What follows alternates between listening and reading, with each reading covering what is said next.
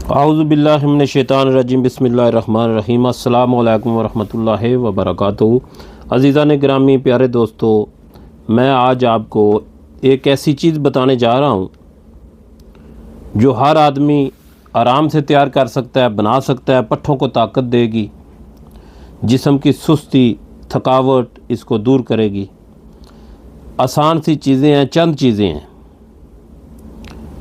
तो पूरे जिस्म को ताकत देगा।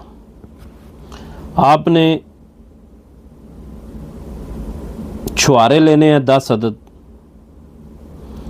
अखरोट मगज़ अखरोट ले लेना है 5 तोला, मूसली सफ़ेद ले लेनी है 5 तोला, असगंध नगूरी लेना है 5 तोला, गिरी बादाम ले लें 5 तोला, मगज़ पिस्ता ये भी 5 तोला, यानी 50-50 ग्राम लेके इन सब को कूट कर अच्छी तरह, तो जितना इनका वज़न बने उससे 3 गुना ज़्यादा शहद में मिक्स कर लें। नीम गर्म दूध से रात को 1 चम्मच लें। इंशाअल्लाह अल्लाह के हुक्म से जो बूढ़े रात को बार बार उठ के छोटा पेशाब करते हैं उनका मसला हल हो जाएगा।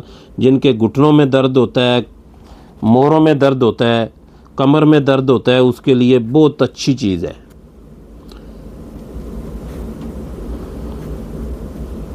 थकावट सुस्ती इंशाल्लाह ठीक हो जाएगी। आप ये 15-20 दिन लें तो इसका रिज़ल्ट देखें।